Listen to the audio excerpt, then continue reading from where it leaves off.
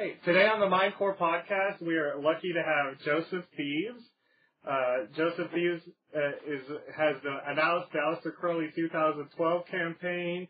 He's one of the producers of the podcast Speech in the Silence. This is a very great podcast about Thelema. And he's a student in physics. You're also a thespian, and you've participated in theatrical productions of Thelemic ritual. So, Joseph Thieves, welcome to the show. Thank you. Do what thou wilt shall be the whole of the law. Law is the law, love under will. So yeah, I probably should have checked beforehand. My last name is actually pronounced Thebes, but no big deal. Oh, okay. Everybody does that. They think it's Thebes because it's, looks like thieves. Well, thank you. It's Thebes, yeah. Well, thanks for letting me know. I won't make the mistake again. Okay, so what's a Thelemite for the lay audience? What did you say? Sorry. What is a Thelemite? Oh, a Thelemite is someone who adheres to the religion of Thelema, religion/philosophy of Thelema, which is a Greek word which means will. And the idea, basically, in a nutshell, is that every person who adheres to this religious philosophy, their main goal is first to discover and make manifest their true will, which is another word for their inmost nature. Mm-hmm. And so that is basically what a Thelemite is, and it's certainly, there's a lot of different ways that people practice, but it involves also, Aleister Crowley's definition of magic, which is that causing change in accordance with will. So the idea of doing magic in Crowley's system inherently implies that you're finding your inmost nature and making that manifest in the world. See, I don't know that much about it, except it sounds sexy. Well, excellent. One of the things that we really wanted to talk about on the show today, Joseph, is the Aleister Crowley 2012 campaign. Could you tell us a little bit about that? It's been all over Facebook, it seems like, for the last few weeks, and all over everywhere. You're seeing it on TV now. You're seeing it. What is it about exactly? Oh, you've seen it on TV? Yeah, it was. I'll try to find the thing, but it was when I was watching TV at like 2 or 3 in the morning. And I don't know if it was Tosh.0 or if it was something on Comedy Central or what, but there's something up right now. Oh, that's nice. Really exciting. Very cool, yeah. So basically, the way that came about was back in 2008. A lot of people that I knew were really enthusiastic about Barack Obama, and I kind of was a skeptic and a little bit of a cynic back then, and I thought, he's just gonna be bought and sold like all the other politicians, and he's going to cave to the desires of the corporations. And I really kind of felt like, well, there's no point in voting in this election. So I was kind of talking about that with some of my friends and saying I wasn't going to vote. And one of the people I was talking to said, well, why don't you, instead of just not voting at all, why don't you just vote for who you really think would do a good job in office, regardless of whether they even have a chance, because then at least you're participating and you're making your opinion known, whatever. I thought, I know exactly who I'm going to vote for. So I actually voted for Aleister Crowley in 2008. And so now I can say, don't blame me. So there's some precedent here, is what you're saying. Right. So I voted for him then, and then I thought, 2012 is coming up, and there's all this, I don't know, what's the word for it, mimetic energy around the year 2012 with the whole Mayan calendar thing and the Terence McKenna thing and all these different things about the year 2012. And there was that movie 2012.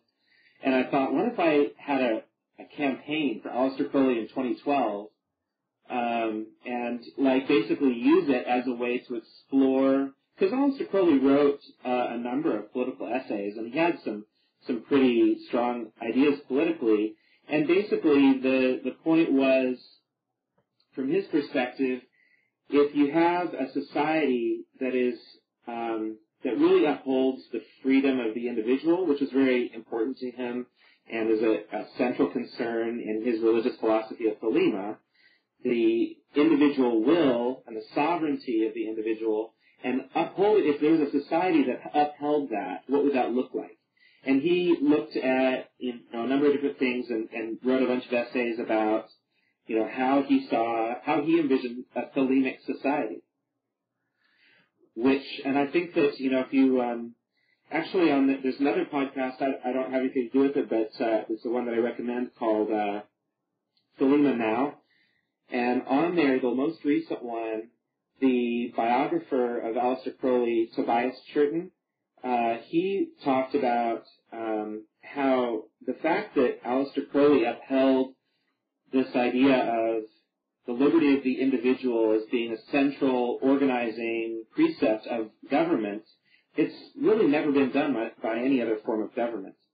Whether it's democracy or communism or totalitarian dictatorships, none of them, a lot of them try to get at, making the most free society possible, but none of them make the priority, even over the greater good, to be the freedom of the individual. And so it's kind of interesting to look at different political problems in that light, and it kind of crosses the traditional left-right spectrum boundaries because, on one hand, supporting the liberty of the individual includes things like having welfare from others, which is very kind of, you think of that as being kind of a left-leaning kind of policy. But on the other hand, it would be against the idea of having stoplights. So that's more of a Well, on the Aleister Crowley 2012 blog, you've written some stuff where you would take a contemporary issue. Like I remember you wrote one about Occupy Wall Street that would come to mind, and kind of try to reflect on it from an Aleister Crowley Thelema perspective. Would you like to speak to that a little bit?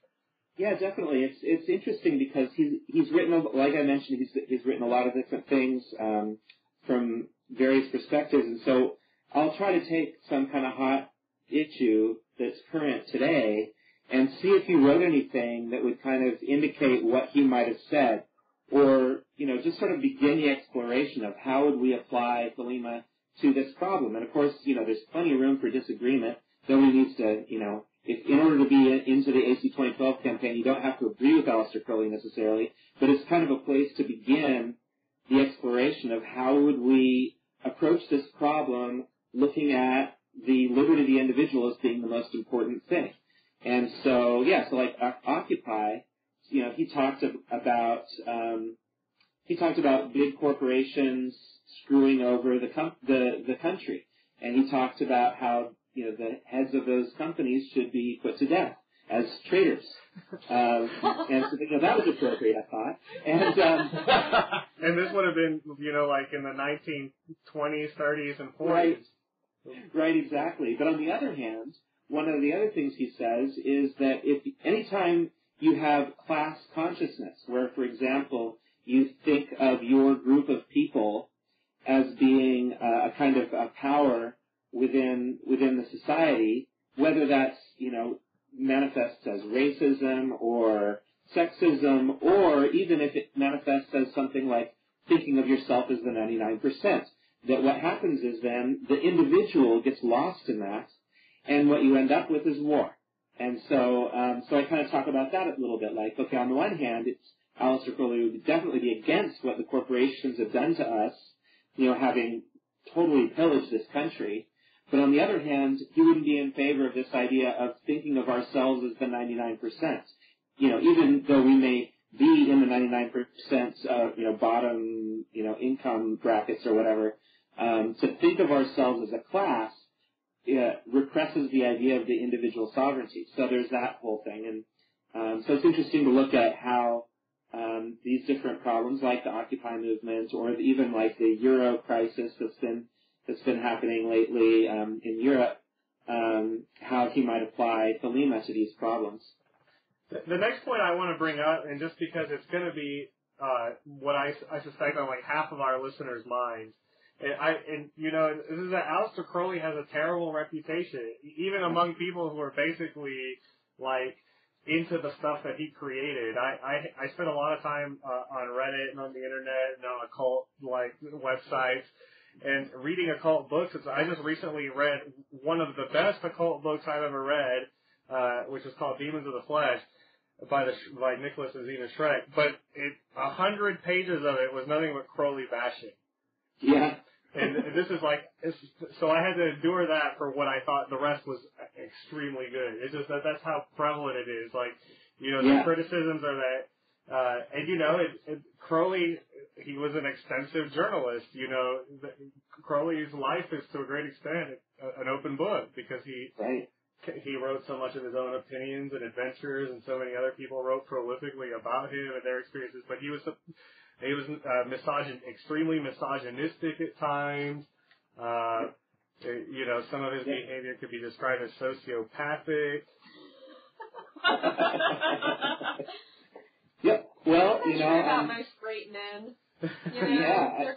It's complex. I mean, there's a lot of different kind of angles you can look at this from.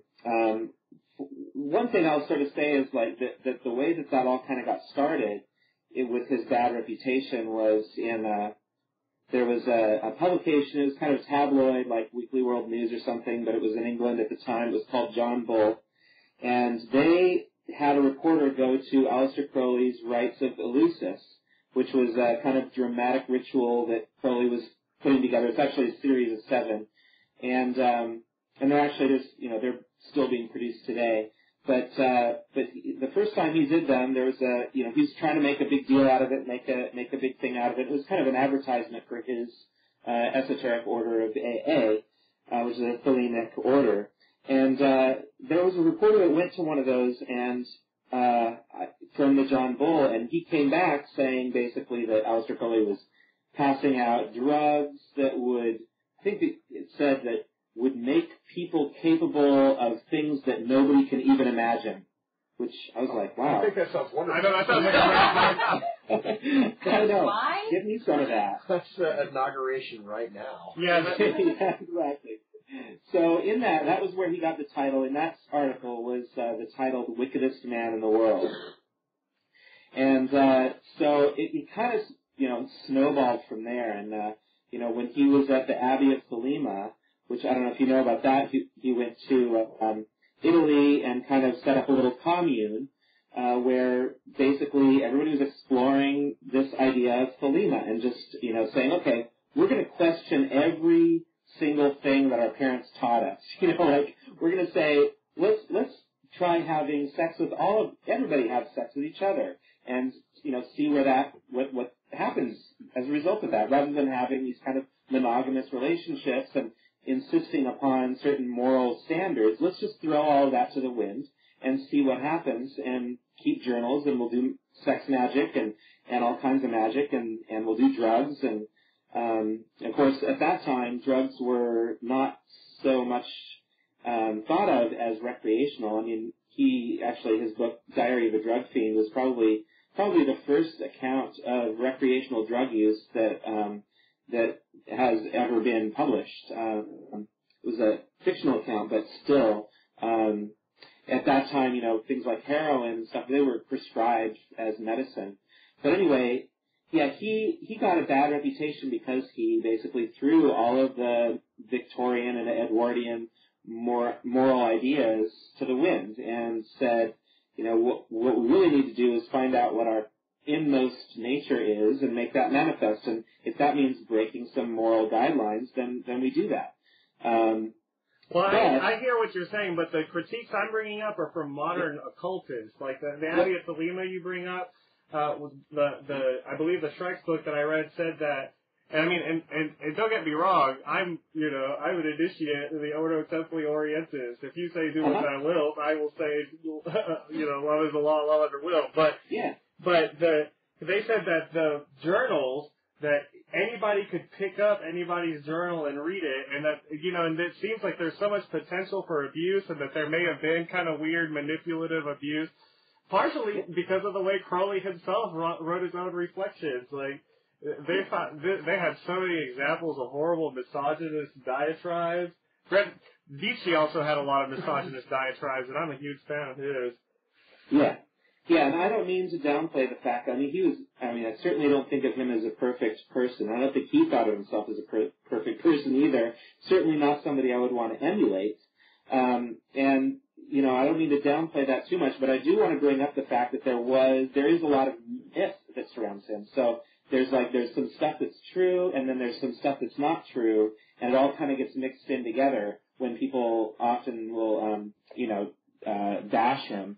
They'll mix in sort of myth and reality.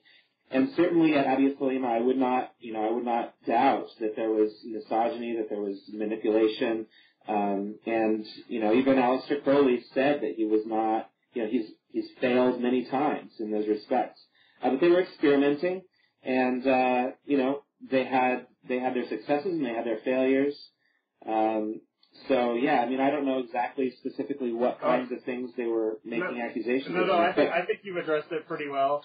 Yeah. Well, and also I want to mention, as far as misogyny goes, it's kind of interesting because, people oftentimes they'll either want to say he's either a misogynist or he's not, but I think it's actually more complex than that. I think he was very conflicted because his philosophy is absolutely clear that every man and every woman are absolutely equal in respect to their freedom and their sovereignty and their creative power. He wrote quite a bit about that, didn't he? Yeah, he did. Specifically including women in that too, and it is. I've done even the barest minimum of research compared to you guys, but it did seem to point out that he was very specific about that. I believe, especially later on in some of the more recent works we have. Is that right? Yeah. He's very much someone. I think he even referred to himself as the greatest of feminists of his time, and I think that in a way that's true because he really, in a very radical way. Not only, at that time there was a certain amount of does someone admit that women are human beings? And he went further than that and said not only are they human beings, but they are exactly the same in every respect as men, except for just their physical organs.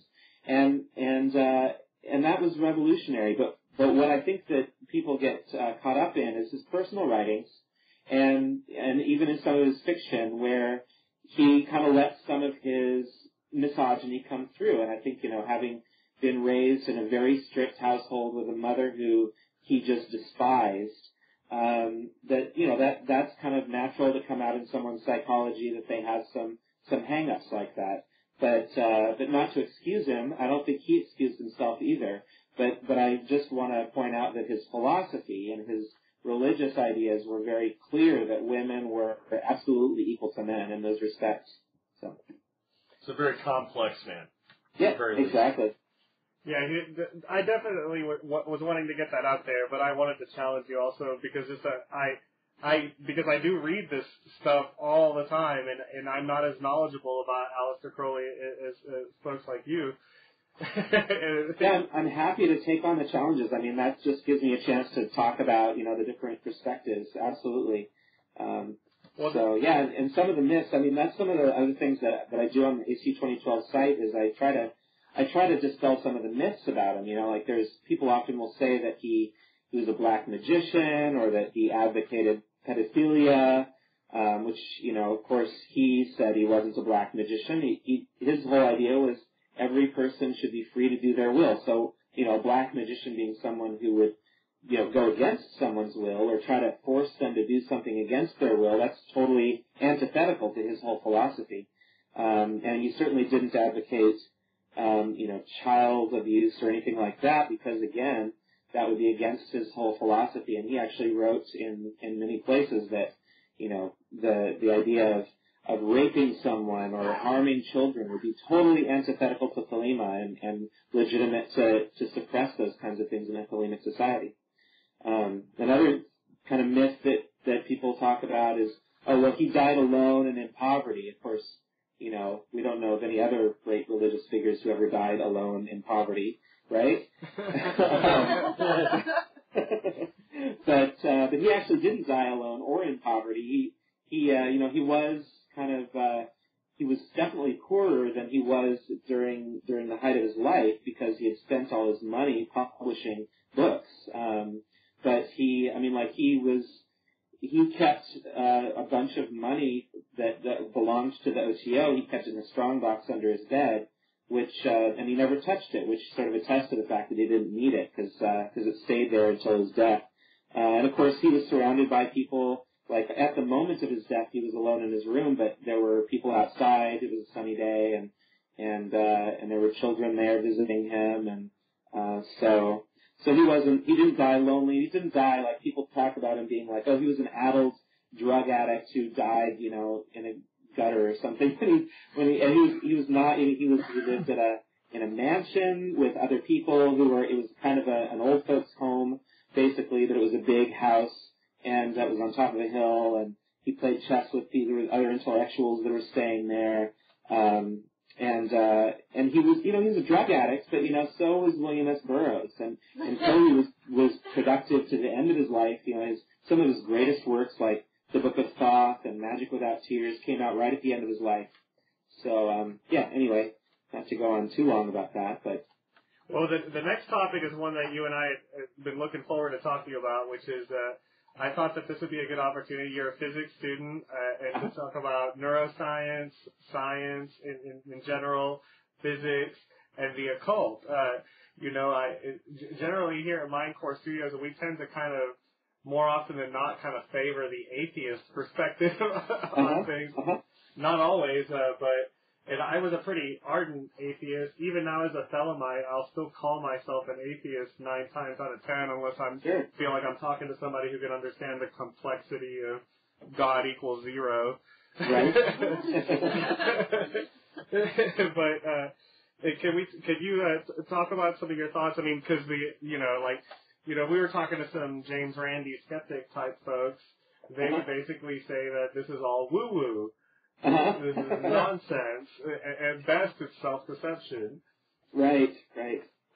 Well, yeah, I mean, this is not, when I talk about magic and Thelema, I'm not talking about Dungeons and Dragons, like shoot a firebolt out of your eyes or whatever. It's not the same thing.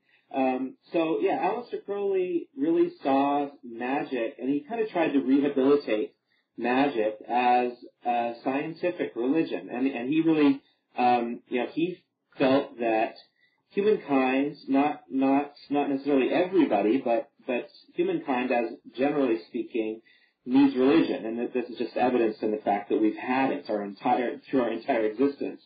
And so what he tried to do was to say, well, look, Thelema is a scientific religion, as opposed to a superstitious religion. It's a religion which exalts the individual. It's a religion where you're basically trying to discover your inmost nature and then express that in the world. And magic is the technique or technology that you use to make your will manifest in the world. And he even kind of, in his main textbook on magic, Magic in Theory and Practice, or it's now published under the title Liber ABA, it's part 3 of that. He has this whole definition of magic, and then he has theorems and postulates, and he talks about basically, using a pen and paper as magical weapons that you use in the process of making your will manifest in the world. And that's what he was doing by writing that book. And in Magic Without Tears, he talks about how, somebody asks him, well, why should I do magic? And he says, well, you're doing it anyway. So why should you practice? Well, because you want to get better at it, because you're doing it anyway. Because what you're doing in your day-to-day life, whether you're trying or not, is you're trying to make manifest your inmost nature. You're trying to bring that into the world in some way. And so by doing practices like meditation, yoga, using the tarot, doing dramatic ritual, are various techniques that act in different ways to bring about a discipline and a self-awareness and a self-knowledge so that you become better at doing your will. And so in that respect, it is very much a scientific religion as opposed to a superstitious religion. It doesn't encourage belief in gaseous vertebrates in the sky who tell you how you should live your life. And it's very much, not a moralistic religion either. There's not like a set of 10 commandments of thou shalt not or even thou shalt. It's just do your will and rejoice. kind of an interesting thing because, people always, you see there's a lot of anti-religious sentiment out there right now, and in a way, Thelema is anti-religious in the same ways that that atheists are, in the sense that it is against superstition very much. But at the same time, it provides a way for people to experience ecstasy and religious ecstasy, which doesn't engender superstition or moralistic attitudes. Well, you're making it sound really lovely and nice. And so the only thing I'm wondering is, why is it that things that are like, I don't want to be totally rude about it, but why is it like Scientology is popular as opposed to this, which is like totally appealing and awesome sounding? Good question. Yeah, I really, I guess maybe part of it is that, in Scientology, there's a lot of kind of manipulation of people that goes on, and so, a lot of times it's difficult for people to really look inward and discover themselves, and it's easy to go into a religion where you're made a slave. I think that if we just look at, the popularity of television, we can see that that most people would rather not think for themselves. And that's fine. They don't have to. There's slave religions out there for them. They can do their will, and if that's their will, then they can do that. But, I certainly wish that Thelema was as successful as Scientology, and maybe someday it will be. But it's kind of interesting the way you mentioned Scientology. I don't know if you guys are aware of the kind of the mutual history between Scientology and Thelema. No, tell us about it. Oh yeah, so back in the 30s, maybe the early 40s, I forget the dates, but Jack Parsons, that name probably rings a bell. Jack Parsons was the master of Agape Lodge of OTO in Pasadena, California. And at that time, Jack Parsons was friends, this is more than friends, I think, with... and they were in a sexual threesome. They were in a threesome with Marjorie, let's see. I forget. It was wife number 1, I think, or 2. No, wife number 2. I forget these details, but yeah, it was him and L. Ron Hubbard, and then whether, I can't remember which wife it was, probably the first one, Marjorie, and so Crowley at the time was in England, and he was just beside himself, upset about the fact that basically he saw L. Ron Hubbard as a charlatan. I think he referred to him as the con man, and he was beside himself that people were being taken in with this whole thing that Jack Parsons and L. Ron Hubbard were going to make a moonchild through a ritual. And, well, in the end, what happened was L. Ron Hubbard stole Jack Parsons' boat and his wife. And, not that you could steal someone's wife, people aren't property, but just, the fact that basically he stole his boat, though, and they went off to sea. I don't remember where he went, but I think he was going to sell the boat. And Jack Parsons then did a ritual to invoke Mars, and apparently, whether he caused or just it was coincidental, there was a big storm that then blew L. Ron Hubbard back to shore. There's a lot of drama there, but then, L. Ron Hubbard went on to found Scientology, and there's actually, if you look at Scientology, there's trappings of Thelemic kind of ideas embedded in Scientology that have been totally twisted around to become really manipulative of people and really kind of anti-Thelemic. Their intro reminds me of a chiropractor. You know what I mean? Like, they give you, like, a fake, fake chiropractors, like the ones that chase wrecks. Like, they take you in, and they're like, there's something wrong with you. And you're like, I didn't know there was anything wrong with me. And then they, pop your neck real hard, and then they're like, you have to come back once a month forever. Oh, that's just a Scientology. Yeah, you won't get anything like that in the Thelemic law. Thelemic Lodge. Some things to kind of just point out is like, to join the OTO, you have to get 2 signatures from current members that basically say that you're all right. Well, actually, I could just ask you the question: can someone be rejected from being a Thelemite?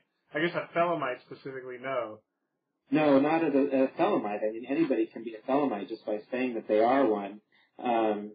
But, OTO membership is a little bit more selective, but I wouldn't say it's selective per se because, one of the sort of precepts of the first several degrees is that every man and woman who is basically, they're free, they're full age, so, they can't join as children, and they have the 2 sponsors signing their thing saying that they're basically decent human beings, they can join the order.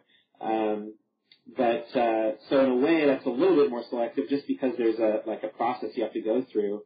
You have to fill out an application, there are dues, they're not very much, nothing like what Scientology charges. So OTO, it's an order, so as such, it's a little bit more disciplined than there are, sort of membership requirements. But to be a Thelemite, really all you have to do is call yourself a Thelemite, and then of course there's different, levels at which you might commit yourself to being a Thelemite in terms of different customs and practices and that kind of thing.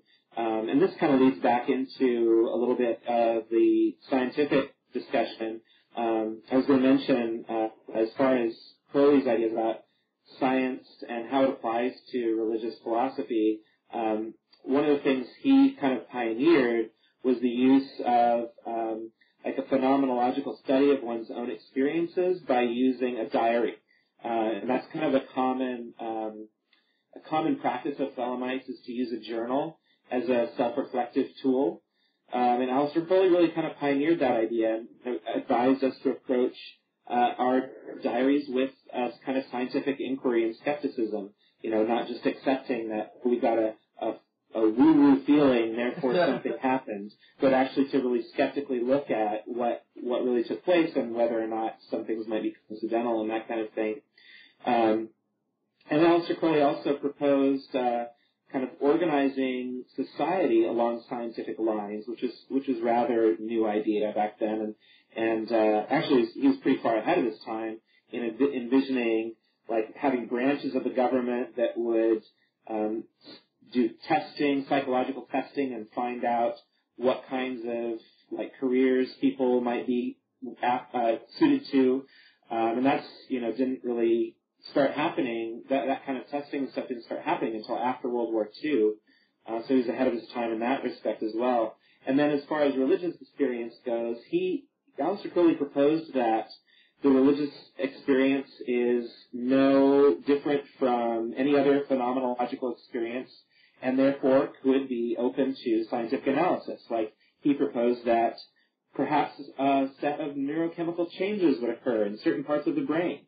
And of course now, you might be aware of Dr. Andrew Newberg. He's a neurologist, neurophysicist. I can't remember exactly. Those what you could say neuroscientist, and that's a big net. Okay, neuroscientist. Well, he's been researching, religious experience in people, and he's taken some monks and people like that and put EEGs on them, and what he's found is that no matter what kind of religious tradition that they're in, when they have their religious experience, there's a certain area of the brain, the orientation association area of the brain, that goes dark. And it occurs whether they're a Pentecostal experiencing glossolalia, speaking in tongues, or if they're a Carmelite nun who's been united with God in ecstatic prayer, or if they're being annihilated in samadhi, if they're Tibetan monks. They all have the same occurrence where that part of the brain goes dark. And this is something that Aleister Crowley foresaw that this might be the case. Another thing that Crowley proposed was that yoga works by quieting the mind, and it shuts out information through the process of controlling your posture and breath and focus and so forth, and that shuts down the mind, and that's why you get religious experience through that. And magic, by contrast, works by inflaming the mind, making it overactive, and then it becomes overwhelmed, and then certain areas shut down. And Andrew Newberg has found that this is also the case, that whether someone is going through meditation where they're quieting the mind, or they're doing something like speaking in tongues where their mind is just so active that it goes into overdrive, that in these kinds of cases are when that area of the brain goes dark and they have a religious experience. So it's really interesting how Aleister Crowley really tried to approach the religious experience from a scientific perspective, and how that is now in science starting to bear fruit. Anyway, that was a little bit of a tangent off of what you were asking, but... No, it's great to come back to that. The atheist writer Sam Harris, are you familiar with him? I think I've seen him debate before. Yeah, it's quite a pleasure to watch him debate. He was apparently like a bodyguard to the Dalai Lama, and he's an avid meditator. And you know, I read an article. I can't remember if it was what publication it was in, but it was something pretty mainstream, like Scientific American level mainstream, where he tricked a bunch of leading scientists into going to a meditation retreat. Like, basically, like, I'm paraphrasing the story, that he sent these invitations out, and they're like, well, this is Sam Harris, we have to go. He's friends with Richard Dawkins. and he basically is like, well, welcome to my conference, no talking for 1 week. That's awesome. Another scientist, I need to research this one you brought up, but are you familiar with Richie Davidson, the guy who does all the meditation neuroscience research? The name sounds familiar. I don't think I know his work. It seems like it's pretty similar stuff. It's mostly fMRI, and he did a bunch of scans of Tibetan Buddhist monks, and then he took their techniques and applied them to novices, like broke them down to novices. One study he did was on the metta meditation, the compassion meditation, and apparently you were able to achieve similar neurological effects to what the experienced meditator gets in new people, and he was able to map this with MRI. So, you know, there does seem to be something to be said, at least for the use of mental state and trances. But, you know, again, I spend a lot of time on the internet on occult bullshit, basically. and I have a strong D&D side, you know, just to confess. Like, if there is a way to shoot fireballs out of your eyes, I will find it before I die. And definitely, if you find it, definitely let me know. Yeah, and I think you guys both have to kind of admit that there is an appeal to all of this, because it is awesome sounding. Two of the things that I find to be extremely common beliefs among occultists is one, and basically all conspiracy theories are true. Even though this does not seem to be as popular in Thelema as it is in general occultism. Yeah, conspiracy theories are true. And the other one is that, you know, that there is like a real magical force, I guess comparable to like the Force in Star Wars. And I figure, you know, I'm really into all this psychology and neuroscience stuff, but you studying physics and being someone who's been at this occultism business for a while, what do you think? Is there, like, what do you have to say to this common idea that many occultists hold? You know, and I guess when you're doing a ritual, you kind of have to, I don't know, now I'm kind of speaking as a Thelemite, but there's a part of me that while I'm asking this question, I'm thinking, you know, while I'm doing Liber Resh, which is like, I would compare Liber Resh for a Thelemite to like the daily prayers of a Muslim. You're supposed to do them 4 times a day. You like worship different Egyptian gods of the sun at different spots, like facing different directions. Like, are you really doing Resh if you don't envision yourself having some kind of magical force coming out of you? You know, what's up? Is there a magical force? How would you speak to that? It's a good question. I think, you know, I'll answer your question with a little bit of a story. I think it was Israel Regardi that I heard. He had a recording. I think he was talking about this, and he said that you know, a lot of times people ask, "Is magic real?" And you know, is there some kind of force that you're creating and putting out into the world that then changes things? And he said that you know, in the beginning that you're told, yes, there is, and not only is it there, but you need to believe in it. for it to work. And then a little bit later, you're told, actually, no, it's just a trick, and you're tricking your mind into believing this thing, and that causes you to be more disciplined, and that causes, unconsciously, you to start changing things in your world. And then later on, you're told, actually, we don't know, but it works. So, and I think that this matches in a lot of ways what we find in science, that, if you ask, okay, so, I was just watching this great interview with Richard Feynman the other day, and he was talking about, as a child, he was walking with his, he has a little wagon that he was pulling behind him, and there's a ball in the wagon, and he noticed when he stopped that the ball would, roll to the front of the wagon, and then he would start going again, and it would roll to the back of the wagon. He says to his dad, I noticed this. If I stop, the ball goes to the front of the wagon. If I get going again, then it rolls to the back. Why is that? And his father says, well, that, nobody knows the answer to that. There's a word for it. They call it inertia, which is that there's this tendency that things have, if they're moving, to keep moving, or if they're not moving, to not move. But that's just a name for something, and we don't really know why it happens that way. And it's kind of interesting because a lot of times people think that once you have a name for something, that must be the thing itself. But in actuality, it's just a name for something that we don't really understand when you really get down to it. And all we really know is what happens when we pull the wagon or don't pull the wagon. So I think that maybe that answers your question a little bit. I don't know if there's a magical force or not. I mean, I certainly feel it, but whether that's a construct or a hallucination on my part, I don't know. But what I know is what works. You know what? I felt like Krampus Party was magical. Well, I don't know if Joseph knows about Krampus Party. I know about Krampus. I don't know about Krampus Party.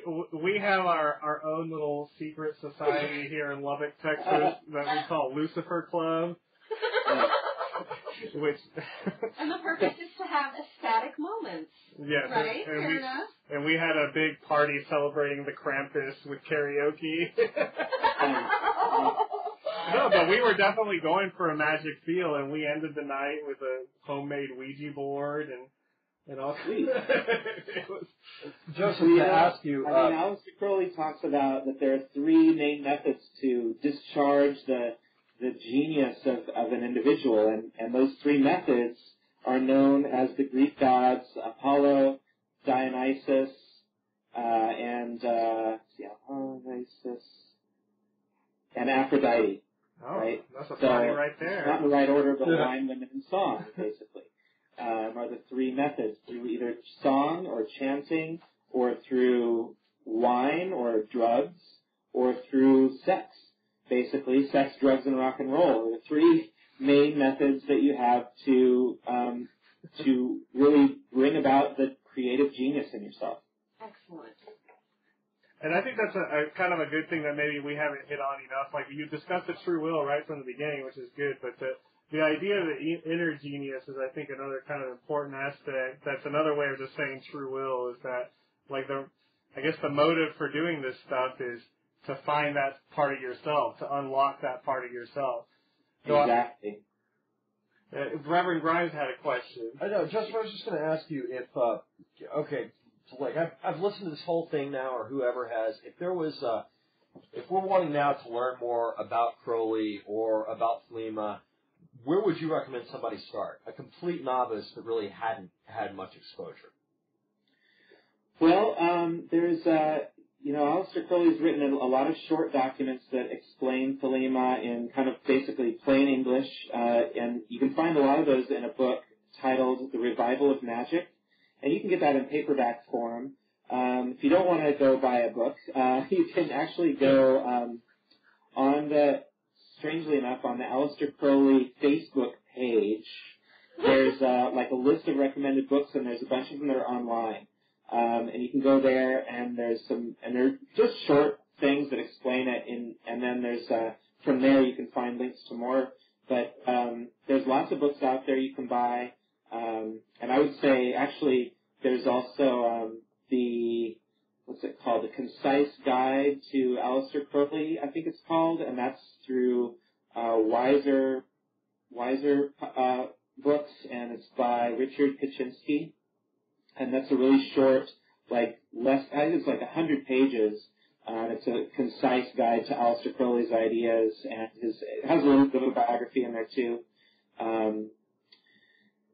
So that's some beginning things. And I'll also, of course, Aleister Crowley 2012, ac2012.com. We have a lot of stuff on there. And the podcast Speech in the Silence, which is speechinthesilence.com. Oh, maybe you guys can post we'll we'll definitely have a link. But that podcast, it's all Thelema all the time. And basically, every single podcast has got a lecture on, usually 2 lectures on something to do with Thelema and Aleister Crowley. So. And is this your show? This is your podcast? Well, he produces. You produce it. There's a lot of people involved. Yeah, there's a lot of people involved. I produce it. I think I've got a couple of lectures that have appeared on there from time to time, but it's mainly other people, because there's people around the country through OTO bodies who are doing lectures, and I basically get them to record their talks and then send them to me, and then I put them on the podcast. So, and it's not just me producing that. There's also IAO131, which is spelled IAO131, and he has a blog too. He has some good stuff on there, and you can find he has links on his blog to other things. I'll link his blog as well.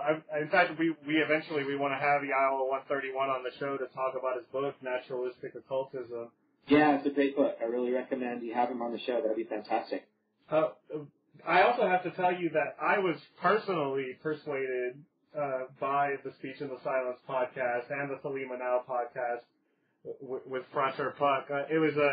I got into studying about magic and occultism just a couple of years ago, and I have to tell you that Aleister Crowley at first really put me off, mostly because I don't like any kind of cult of personality, or unless it's me, of course.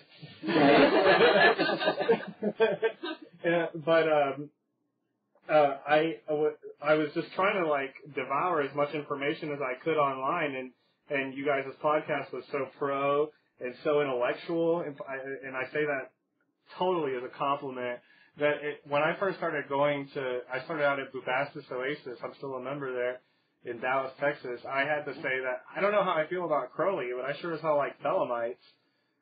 Right on. It was very, very apparent through the podcast that the whole affair is real serious, and that, not serious in a bad way, but not, I guess, flaky. Yeah, thank you very much. That means a lot. We don't hear a lot of feedback, and that's some excellent feedback to hear. So really, really appreciate that. It's probably more true than you realize. I just got the opportunity to tell you, and it's still.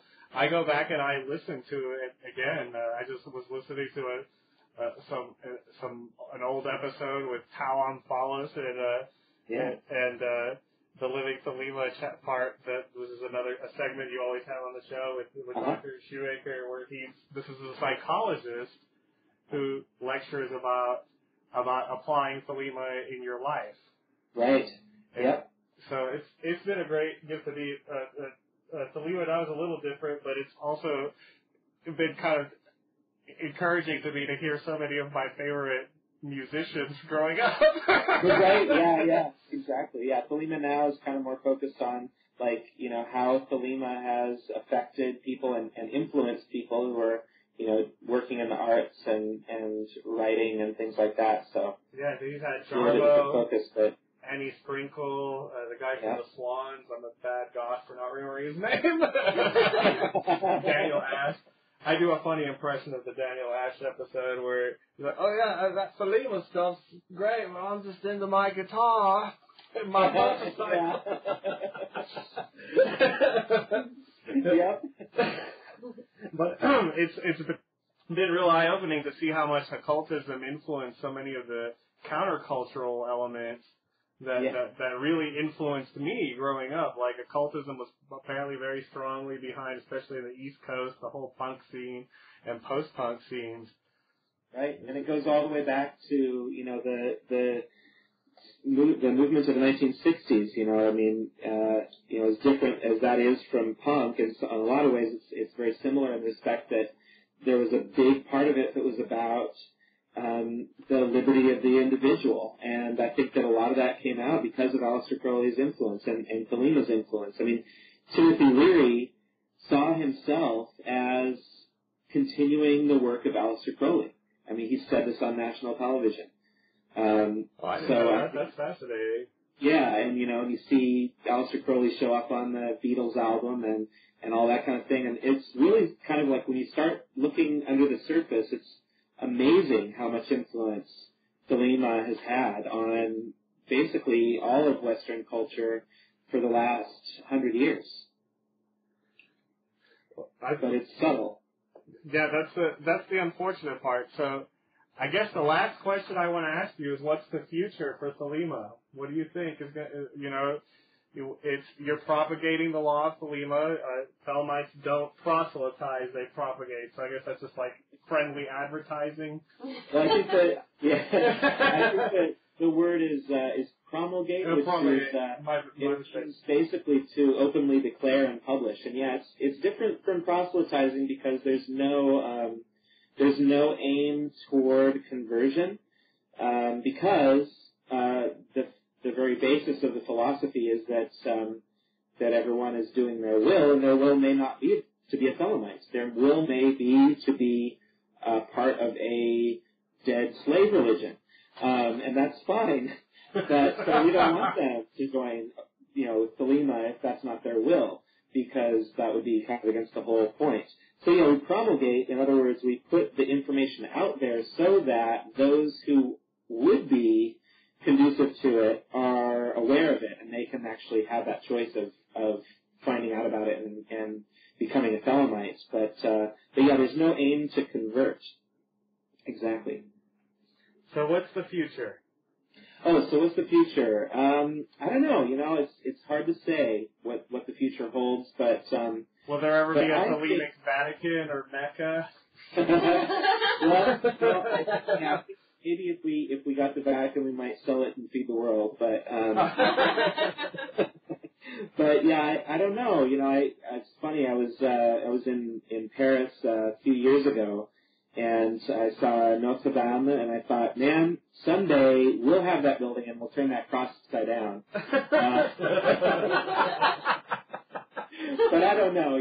Who knows, really? I mean, it may just be that Thelema is something that is in the collective unconscious, and it's just going to pervade through that means. I'm not sure, and it may not be that Thelema catches on as a religious tradition so much as just a basic assumption. And I think in some ways it already has become kind of a basic assumption, even though people don't know it by name. The individual sovereignty idea has really kind of taken root in people's unconscious. Yeah, I think it's pretty hard to say what the future holds. But I think that one thing that we will see more and more as time goes by is people taking another look at Aleister Crowley, because I think that there's been so much false said about him, and so many he's become such a demonic figure that it's almost like he's got to be kind of rehabilitated at some point. At some point it's going to become the cool thing to do is to say, actually, you should think about what you say about Aleister Crowley, because there's been a lot of lies told about him, just like Nikola Tesla has become somebody cool to take another look at, or whoever that initially gets a bad rap and then later gets people take another look. Well, I certainly hope you're right. Yeah. Well, thank you for being on the show. We had a great time. I think this was a good interview, and we'll be in touch. Awesome. Thank you very much for having me. Thank you. And do what thou wilt shall be the whole law. Love is the law. Love under will. All right. Thank you, Joseph. Bye-bye. Bye. It's Mindcore Studios, dumbass.